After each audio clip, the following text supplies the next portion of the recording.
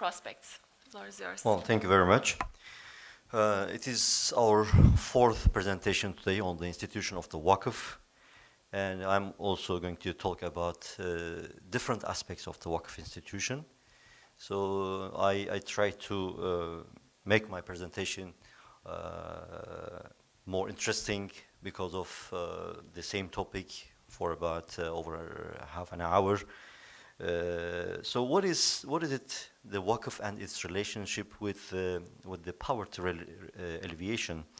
But why four speakers, including me today, talk about the Waqf as an indigenous Islamic institution?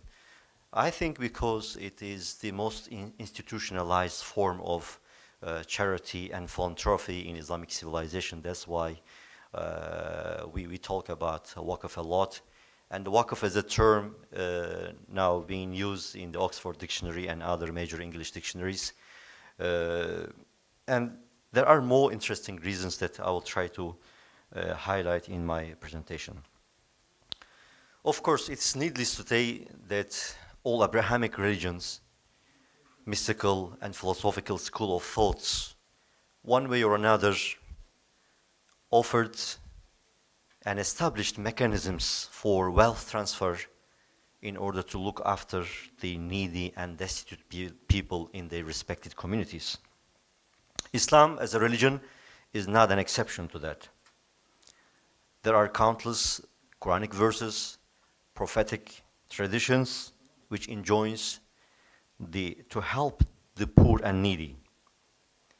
Moreover, there are fundamental systems and mechanisms in Islamic civilization for almsgiving, both as a compulsory, as Sister Amina talked about, the zakat, or qurbani, or on a volunteer basis, such as sadaqah and waqf. Since one of the major themes of G20 summit this year is sustainability, and the whole world, in actual fact, is in search of self-sustainable institutions in fighting the poverty all over the world, especially in the developing world.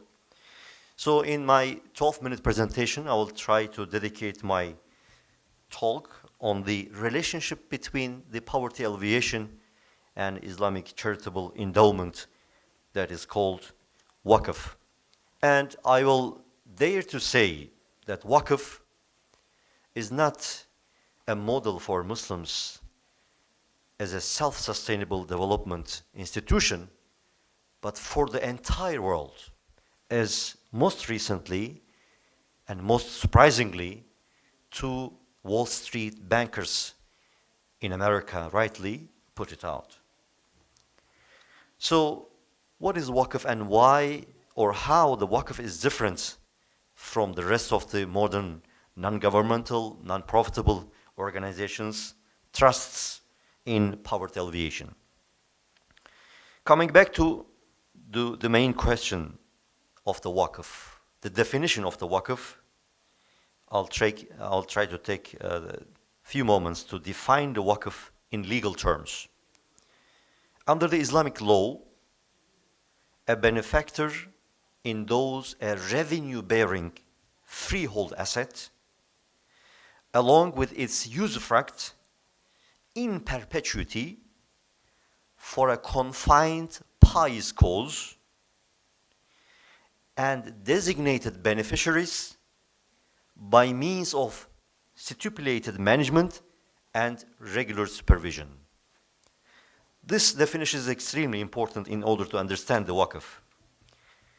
So when I say revenue-bearing freehold asset, this is an indispensable and inseparable aspect of the Waqf institution.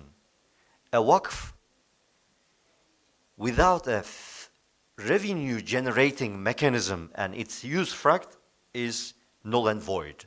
It is not legally accepted. This in turn, this income-generating mechanism attached to the Waqf in return guarantees the longevity of the institution. That's why we have Waqf or plural awqaf in all over the Islamic world that outlive empires and dynasties and kingdoms. Number two is the regular income for the stipulated goals and objectives of the endowment secures the independence of the institution. So, in other words, Waqfs in general, financially independent and sustainable institutions because of this mechanism. In today's terms, the institution is completely